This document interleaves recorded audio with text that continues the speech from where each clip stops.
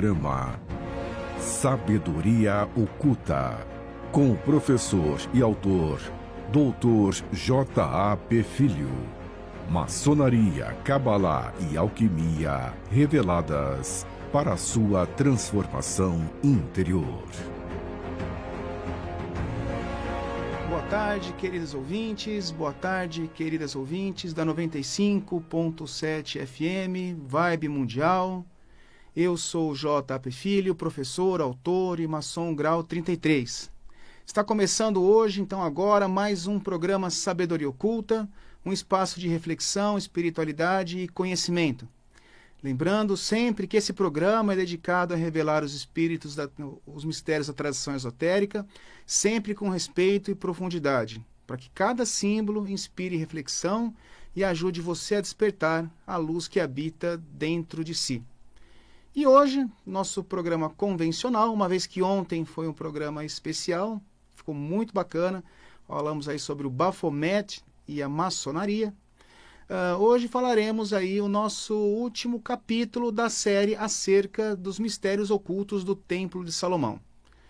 Nos programas anteriores falamos a respeito dos personagens envolvidos, da ligação do templo com a maçonaria, os significados profundos de suas dimensões, e hoje vamos falar dos utensílios que faziam parte do templo. Vamos falar da menorá de ouro, da mesa dos pães propiciais, da arca da aliança, do altar dos incensos e de outros instrumentos que eram utilizados nas ritualísticas do templo e ajudavam a compor a santidade desse espaço. Claro que, como tudo que a gente vem falando aqui, inclusive nos episódios anteriores, todos os utensílios que vamos falar no programa de hoje, possuem dentro de si um conhecimento oculto, sendo então arquétipos espirituais importantes que hoje vamos desvendar.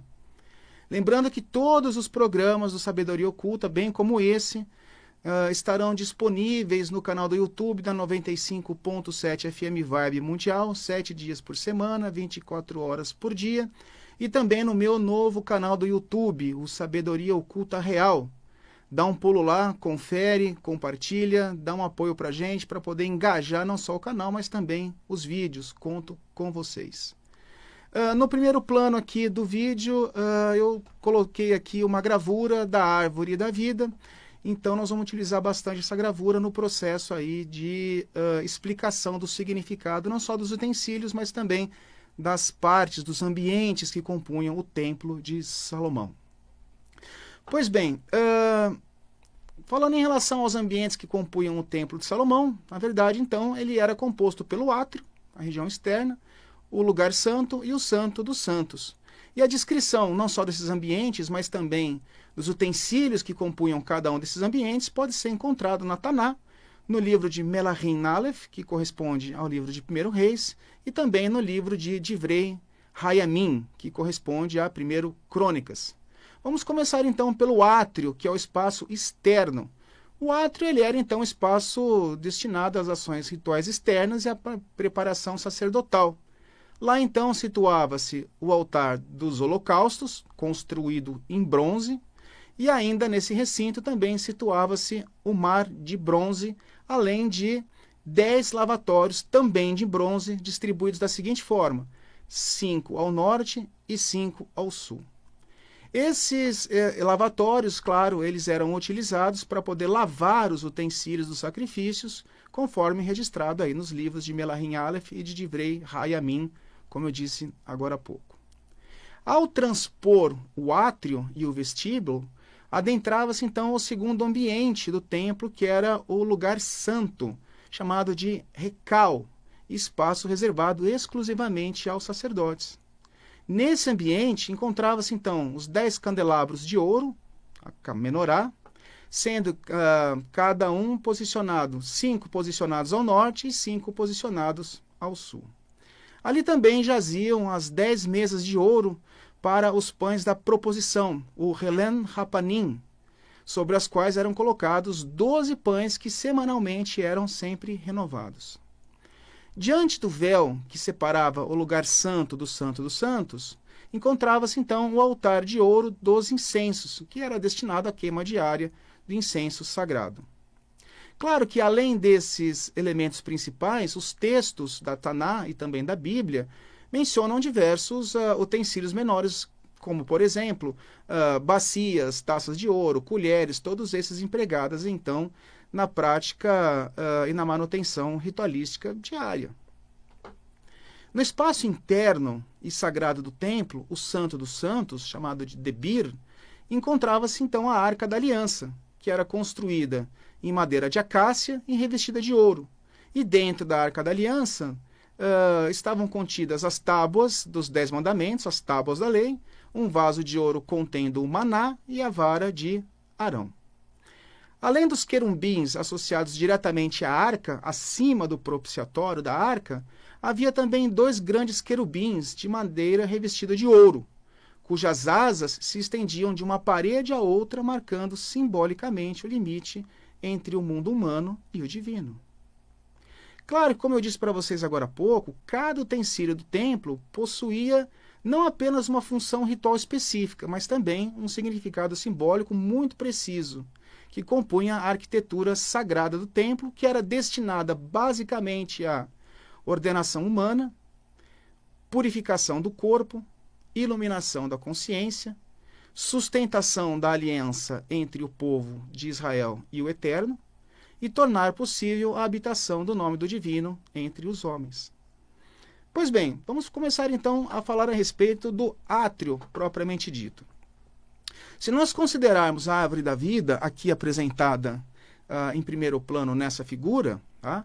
O átrio ele vai, como ambiente externo, ele vai corresponder então ao mundo da criação, que na Cabalá judaica, inclusive na Etz Haim, corresponde ao mundo de Asiá. Asiá é o plano onde a consciência ainda se manifesta através do corpo, do esforço e do confronto com a matéria.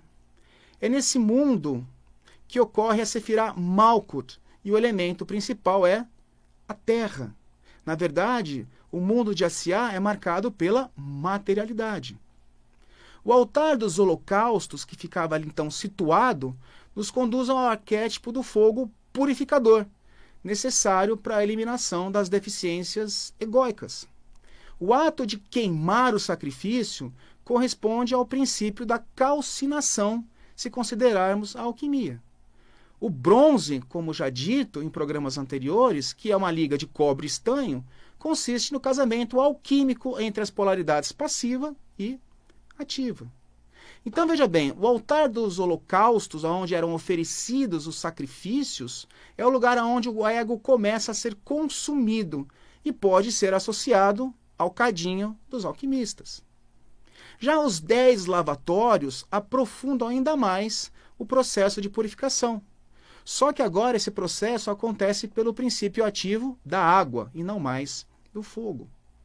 A própria quantidade de utensílios para a purificação também deve ser considerada. Havia então 10 lavatórios e um altar para o holocausto. Claro que ambos os números, tanto 10 quanto 1, evocam por si só a presença do divino. O 1 como representação da unidade indivisível, e o 10 o princípio da expansão dessa unidade e suas emanações para a criação de todas as coisas, no intuito de preencher o vazio. Claro que 10 também é a quantidade de Sefirot que compõe a árvore da vida da Cabalá, ou a Etz Haim. Só que, diferentemente do fogo, que consome e purifica as impurezas por meio da destruição, a água ela não aniquila, mas ela remove, dissolvendo e lavando aquilo que obscurece. Enquanto o fogo é o rigor, a força, a água consiste no seu princípio equilibrador, ou seja, na misericórdia. Assim, a justiça de Deus ela é, ao mesmo tempo, orientada pela justiça rigorosa, mas também pelo amor, pela misericórdia. Ademais, tanto o uso da água quanto o fogo no processo de purificação nos lembra que a verdadeira purificação do espírito não se obtém apenas por meio de um princípio, fogo masculino ou água feminino, individualmente, mas sim pelo equilíbrio entre as dualidades, tanto pelo fogo quanto pela água. Assim, a presença tanto do mar de bronze, como do altar dos holocaustos, bem como dos lavatórios, nos comunica que, para que possamos adentrar no lugar santo do nosso templo interior, ou seja, sair de Asiá e passar ao mundo de Yetzirah, devemos inicialmente nos preparar por meio da purificação e dominar os nossos instintos egóicos. Isso encontra respaldo uma vez que nós analisamos a quantidade de lavatórios e sua disposição, 5 orientados para o sul e 5 orientados para o norte. Como sabemos, o 5 nos traz a ideia da quintessência, da sobreposição da espiritualidade sobre a matéria. É o número que rege o pentagrama e também o grau de companheiro maçom. Isso, em termos maçônicos, nos indica que o companheiro, representado então pelo número 5, deve passar inicialmente pelo processo de purificação, para que possa posteriormente cruzar as colunas do templo que dividem o átrio do lugar santo. Para ter acesso aos segredos do grau de mestre, o companheiro deve cruzar então o portal entre Asiá e Yetzirah, enquanto que o aprendiz ainda deve residir nas pedreiras, extraindo e talhando as pedras brutas.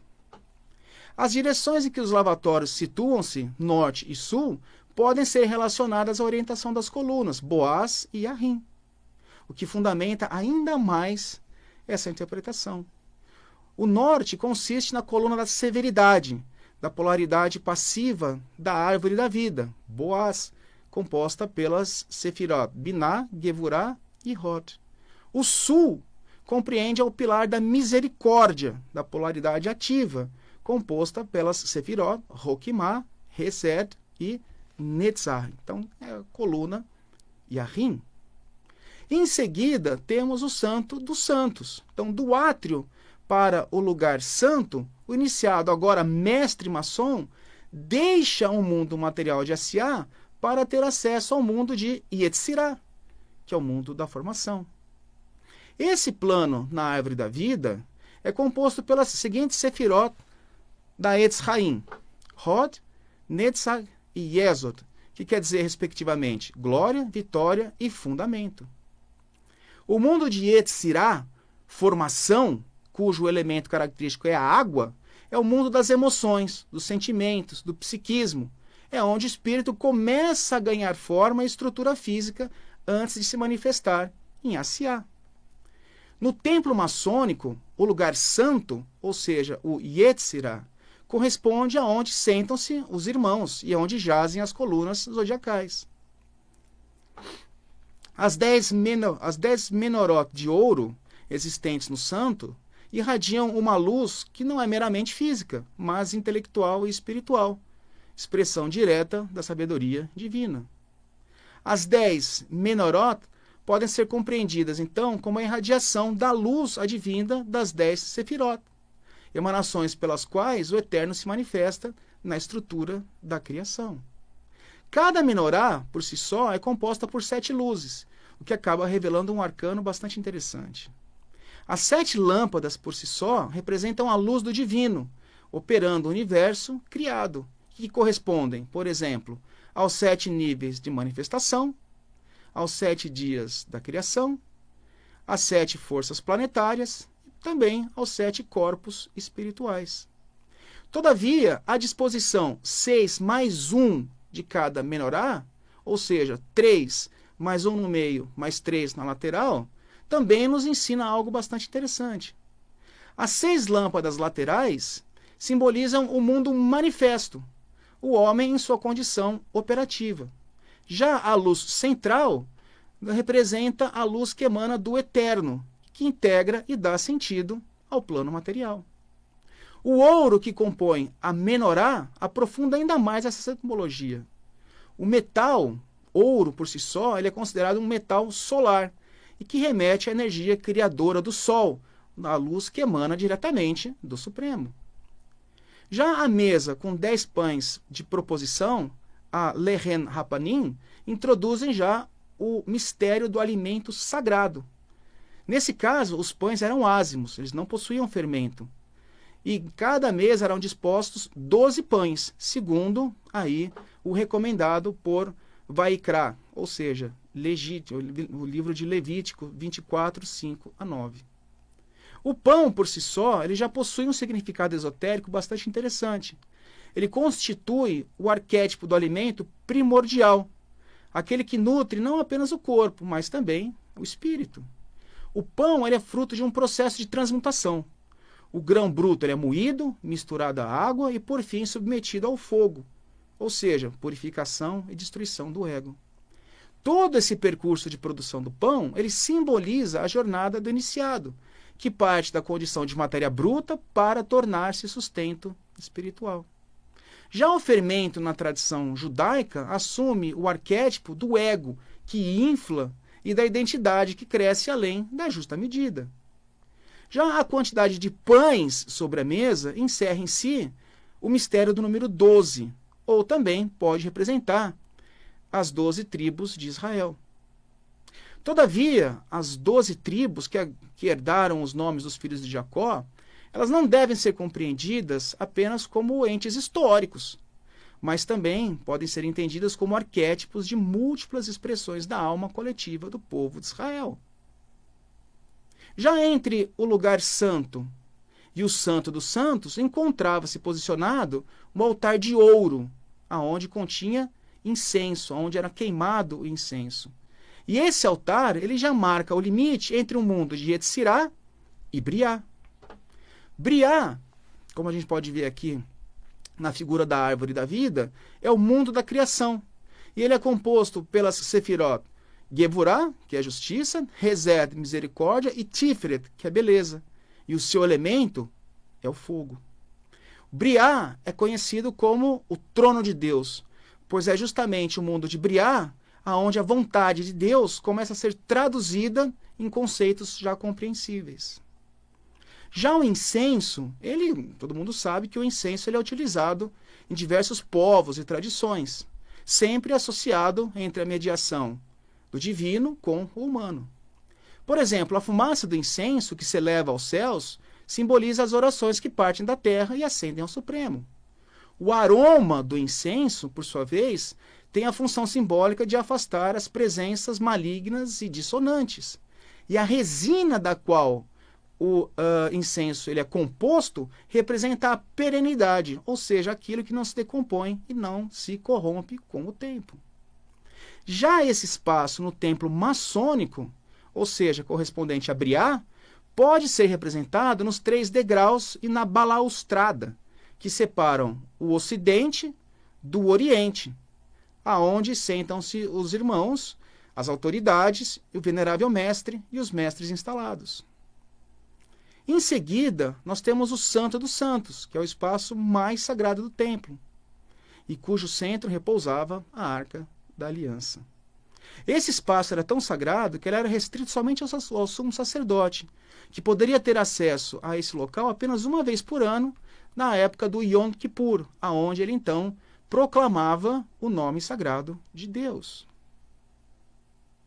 Esse último mundo, o Santo dos Santos, ele é justamente o quê? Na emanação da árvore da vida, ele corresponde ao mundo de Atzilut.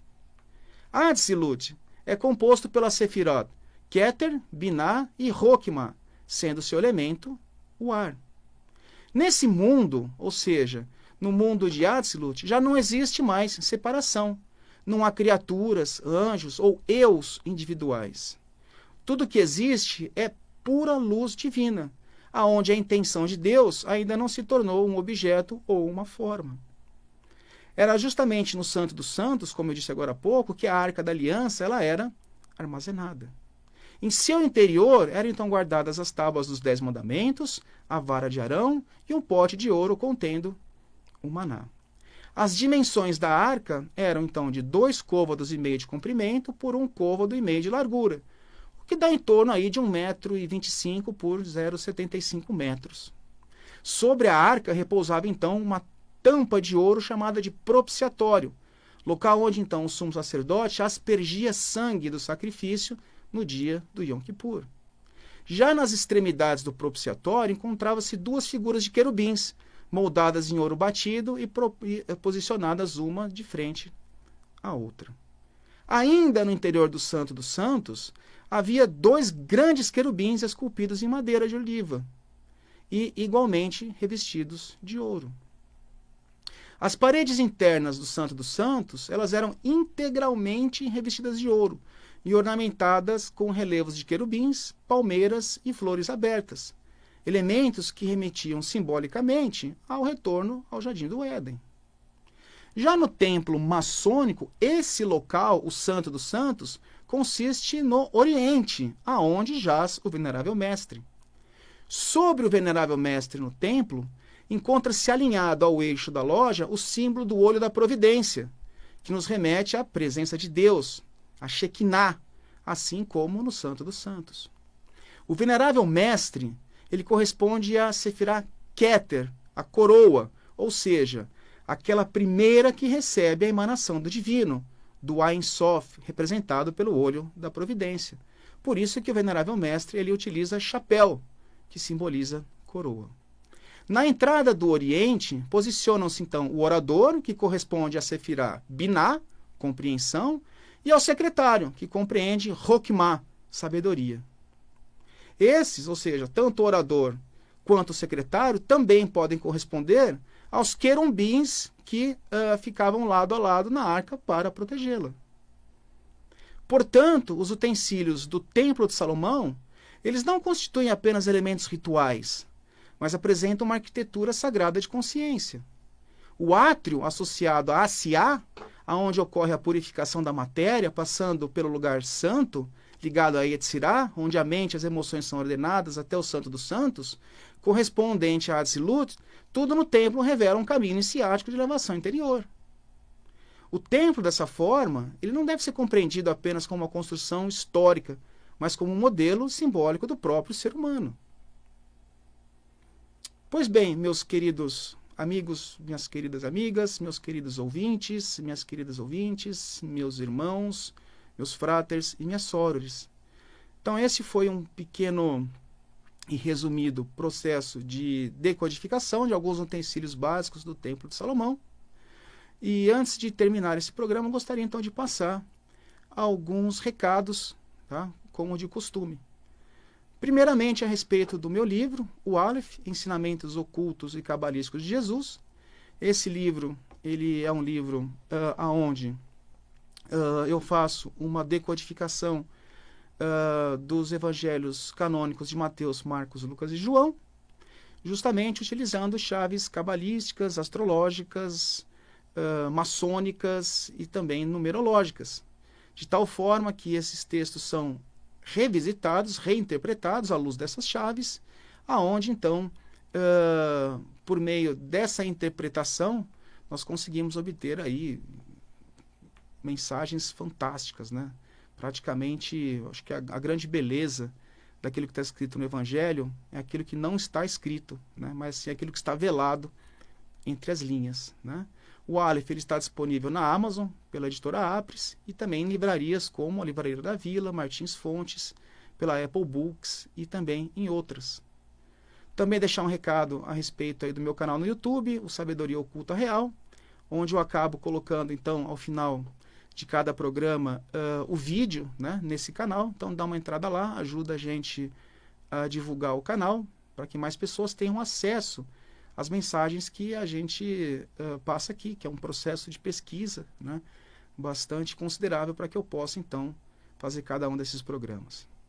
Também gostaria de deixar um livro, esse livro aqui eu vou deixar ele de brinde, tá, para um ouvinte bastante participativo, que toda vez que a gente faz live, principalmente de domingo, ele costuma manda bastante mensagem pelo YouTube, manda bastante mensagem pelo WhatsApp, é bastante ativo, manda fotografia, e eu gosto muito desse processo de interação com o pessoal que escuta o programa, tá? Porque de certa forma nos encoraja a fazer o programa cada vez melhor. Então eu vou deixar esse livro aqui de brinde para ele. O ouvinte é o Luciano Garcia dos Santos, tá? Então, Luciano, o livro ele vai estar disponível para você durante toda a semana, então a partir de hoje até segunda-feira que vem, no horário comercial aqui na Vibe Mundial, na Avenida Paulista, 2200. Pode vir aqui que o livro está aguardando você, tá bom? Muito obrigado, meu amigo, muito obrigado, meu irmão. pela sua participação e continue a nos prestigiar e mandar aí também sugestões. Muito bem, pessoal. Muito obrigado pela companhia. Esse foi o Sabedoria Oculta. Nos encontramos novamente na próxima segunda, às 15h30, aqui na 95.7 FM. E que até mais, e que a luz da sabedoria ilumine o caminho de vocês. Boa semana e fiquem com Deus. Você acabou de ouvir na Vibe Mundial, programa